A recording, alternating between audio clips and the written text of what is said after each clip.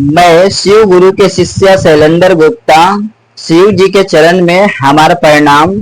नीलम दीदी, हरेंद्र भैया के चरण में हमारा प्रणाम। ये शिव चर्चा के वीडियो देखे वाला सुनने वाला शिष्य गुरु भाई बहिना माता बहिना है, उन लोगों के चरणों में हमारा प्रणाम स्वीकार कीजिए। मैं सावन पे शिव चर्चा कथा लेकर के आया हूँ। बहुत ही सुंदर धोबी कथा है, धोबिन कथा है, बहुत ही सुंदर। आप लोग इस कथा को अंत तक जरूर सुनिएगा। हर हर शंभु, जय भोलेनाथ, कार्तिक गणेश की जय हो। एक गांव में धोबी बिरादरी का परिवार रहता था, जो कि छोटा परिवार था। धोबी और धोबी की घरवाली और 2 बच्चे थे। धोबी शिव जी के बहुत पुराना और अच्छा भक्त था। शिव जी के पूजा पाठ कीर्तन किए, भोग लगाए बगैर वो कहीं जाता ही नहीं था। उसकी सुबह में की रूटीन यही था कि सुबह जगता था, नित्य कर्म हो करके फ्रेश हो करके वह नहा करके शिव जी के पूजा पाठ करता था, मंत्र जाप करता था ओम नमः शिवाय का। और उसके बाद वह नगर में जाकर के, नगर से घर घर जाकर के कपड़े लेकर के आता था और धोबी घाट ले जाकर के उसे धुलाई करता था। और पूजा पाठ करने के कारण जो धोबिन थी वह बहुत गुस्सा करती थी। वो बोलती थी कि पूजा पाठ करने से कुछ ना होता है, पूजा पाठ ना किया करो, समय बर्बाद जाता है, पैसे बर्बाद जाता है, समय बर्बाद करते रहते हो। तो वो बोलता था कोई बात नहीं, हम तो पूजा पाठ करके ही कोई काम करेंगे। वो डेली बाय डेली ऐसे ही करता था। और गांव नगर से कपड़े ले आकर के धोबी घाट ले जा करके जाता था। और संग में ये धोबिन थी, धोबिन भी जाती थी। धोबी कपड़े वगैरह धुलाई करता था तो धोबिन कपड़े को धूप में फैला देती थी सूखने के लिए। और कपड़ा सूख जाता था तो धोबी उठा करके लाता था और शाम को वह नगर में जाकर के कपड़ा घर घर दे देता था। और फिर अगले दिन के लिए वह कपड़ा लेकर के आता था। ऐसे ही कुछ दिन बीता और कैलाश पर्वत से पार्वती माता शिव जी से बोलने लग गई, आप तो भरले के भरे नहीं रह रहा, कम से कम ये धोबी फैमिली के तो देखिए आप, कितना परेशान रहता है, पूरा दिन बेचारा मेहनत करता रहता है और 2 वक्त की रोटी के लिए इतना मेहनत करता है, इतना कड़ी मेहनत करता है। इसके बारे में तो आप सोचिए कम से कम। तो शिव जी बोलने लग गए कि ठीक है, चलो चलते हैं धरती लोक।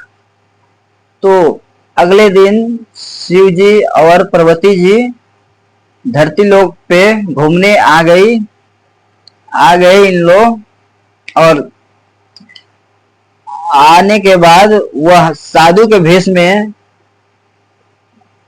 बदल के साधु के भेष में आ गए और धोबिन के पास समीप जाकर के खड़े हो गए और बोलने लग गए कि धोबी, ये बताओ तुम्हारे पास और कोई काम नहीं है? इतने तपती धूप में तुम काम कर रहे हो, कोई और काम कर लिया करो ना।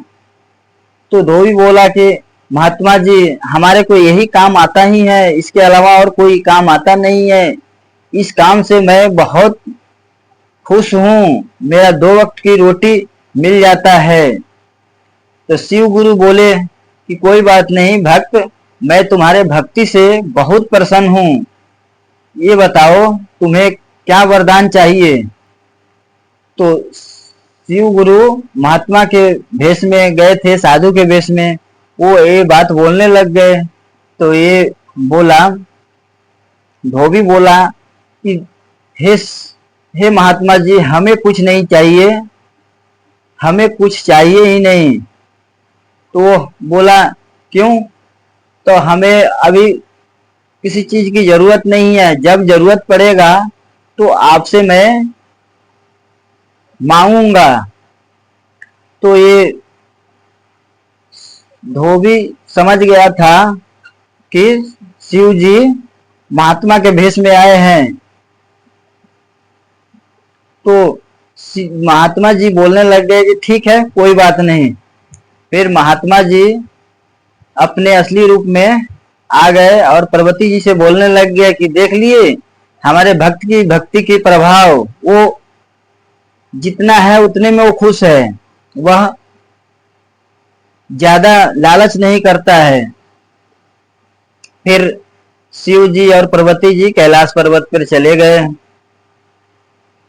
और फिर अगले दिन क्या, उसी दिन थोड़ी देर बाद उसी रास्ते से उस नगर का राजा अपने घोड़े की सवारी से जा रहा था।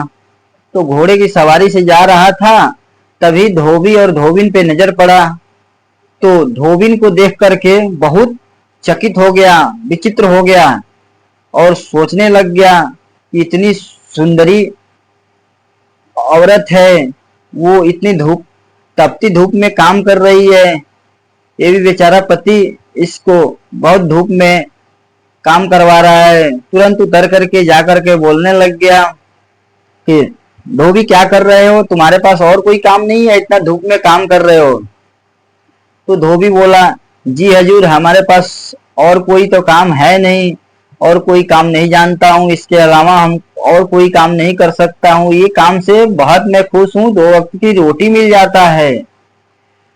तभी राजा बोलने लग गए कि एक काम करो, तुम्हारे को बहुत धन दूंगा, दौलत दूंगा, आधा राजपाट तुम्हें दे दूंगा, लेकिन उसके बदले तुम अपने पत्नी को हमें दे दो। मैं, तुम्हारी पत्नी इतनी सुंदर है, मैं अपने महल में ले जा करके, अपने राज्य दरबार में ले जा करके इनको रानी बनाऊंगा, रानी बना करके रखूंगा। तो धोबी बोलने लग गया कि नहीं, मैं अपने पत्नी को नहीं दे सकता हूँ, बेशक हम मेहनत मजदूरी करके ही पेट पाल लेंगे। तो बोलने लग गया कि सोच लो एक बार। तो बोल रहा है कोई बात नहीं, मैं सोच लिया। फिर उसके बाद धोबिन से बोलने लग गए राजा कि हे धोबिन, तुम इतना सुंदरी हो, सुंदरी अप्सरा हो, तुम इतना कड़कती धूप में कैसे काम कर लेती हो? तुम तो हमारे महलों के रानी होना चाहिए तुम्हें।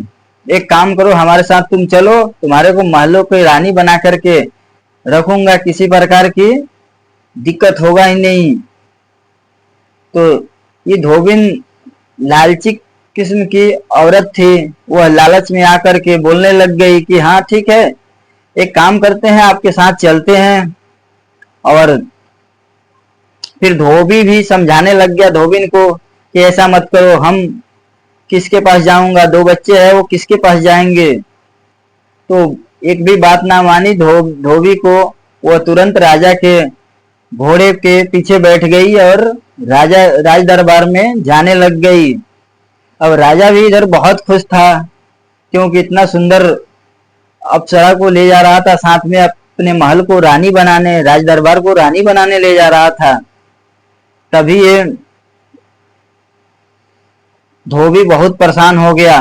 परेशान होकर के शिव जी के पुकार करने लग गया, आराधना करने लग गया। और इधर राजा बहुत खुश होकर के मंदिर में जाने लग गया। राजा बहुत खुश होकर के राज दरबार में जाने लग गया। जाते जाते सब द्वारपालों से कह दिया कि तुम लोग राज दरबार को सजाओ, मैं सुंदर अप्सरा लेकर के आया हूँ, इनको मैं रानी बनाऊंगा। तो सब अप्सरा द्वारपाल खुश हो गए वहां की, और धूमधाम से राज दरबार सजाने लग गए। जैसे ही वो राज दरबार के समीप पहुंचा तो सब हर्षित होकर के राजा के ऊपर फूल बरसाने लग गए। तभी इधर धोबी बहुत परेशान होकर के शिव जी की आराधना कर रहा था। आराधना करने के बाद शिव जी वहां तुरंत प्रकट हुए और बोलने लग गए कि भक्त मांगो, तुम तो बोल रहे थे कि हमें कोई चीज की कमी नहीं है, हमें कुछ ना चाहिए, तुम कैसे परेशान हो गए? तो बोलने लग गया को तो बात सही है, लेकिन हमारी धोबिन है ना, इस राज दरबार के राजा, इस नगर के राजा हमारे धोबिन को जबरदस्ती यहाँ से अपने साथ ले गया है रानी बनाने के लिए, अपने राज दरबार की रानी बनाने के लिए। तभी शिव जी बोलने लग गए कि ये बताओ तुम्हारे धोबिन के साथ मैं क्या कर सकता हूँ, बताओ। तो धोबी बोला कि एक काम कीजिए, आपकी धोबिन को कुछ ऐसा बना दीजिए कि राजा घिन होकर के लात मार के वहां से भगाए। तभी शिव जी के कृपा से राजा ले गया था उस धोबिन को, अपने पीछे ही बैठा रखा था। तो तुरंत शिव जी की कृपा से धोबिन बन गई सुअरी। सुअरी बनते ही जितना द्वारपाल थे सब बोलने लग गए कि राजा ये बताइए आप अपने पीछे क्या चीज लेकर के आए हैं? तो राजा बोलने लग गया कि मैं तो एक सुंदर लड़की को लेकर के आया हूं, इसे रानी बनाऊंगा अपने राज्य दरबार का। तो द्वारपाल बोलने लग गए कि एक बार आप तो पीछे मुड़ के देखिए किसको बैठाए हैं। तो तुरंत वो पीछे मुड़ के देख रहा है, तो देख रहा है कि हमारे पीछे तो सुअरी बैठी है। वो तुरंत उतर करके सुअरी को एक लात मारा और सुअरी को वहां से भगा दिया। अब सुअरी को एक लात मारने के बाद वहां से भगा दिया, तब सुअरी वहां से भागते हुए आने लग गई। तो रास्ते में सोचने लग गई कि मैं क्या बन गया, मैं क्या बन गई। ये सोच करके बहुत दुखी हो गई और सोचने लग गई कि अब मैं कैसे जाऊंगी। तो वहां से धीरे धीरे जाते जाते सूंघते ऊँघते धोबी के पास आ गई। धोबी घाट पे कपड़ा धुलाई कर रहा था, शिव जी से आराधना कर रहा था। तभी धोबी देख रहा है कि हमारे धोबी घाट पे ही एक सुअरी आके खड़ी है। तो वो समझ गया कि हाँ शिव जी की लीला है, शिव जी ही इसे सुअरी बनाए हैं। और सुअरी भी चुपचाप खड़े होकर के देख रही थी, और सुअरी भी चुपचाप खड़े होकर के देख रही थी और शिव जी से यही गुहार कर रही थी, हे गुरुदेव महाराज, हे शिव गुरु, हम तो आपके न पूजा पाठ किए हैं न आराधना किए हैं, लेकिन आप हमें इस योनि से मुक्ति दिलाइए, हमें मनुष्य बनाइए। और ओम नमः शिवाय के पाठ करने लग गई सुअरी मने मने। इधर धोबी भी आराधना करने लग गया शिव जी के। तो शिव जी भी कृपा किए, तुरंत प्रकट हो करके सुअरी को तुरंत वापस धोबिन बना दिए। अब धोबिन बनाने के बाद धोबी और धोबिन तुरंत शिव जी के चरण में गिरे और शिव जी आशीर्वाद दिए और बोलने लग गए कि तुम लोग अब सुखी जीवन जियो, हमारी भक्ति करो। और बहुत धूमधाम से धोबी और धोबिन पूजा पाठ करने लग गए शिव जी के पूजा पाठ अच्छे से धूमधाम से करने लग गए। हमारी कहानी को हम यहीं पे अंत कर रहे हैं। आप लोग हमारी कहानी को लास्ट तक देखने के लिए धन्यवाद। यदि हमारी कहानी आप लोग को अच्छा लगा होगा तो लाइक करें, शेयर करें, सब्सक्राइब करें और कमेंट में जय भोलेनाथ जरूर लिखें। हर हर शंभू, जय भोलेनाथ, कार्तिक गणेश की जय हो।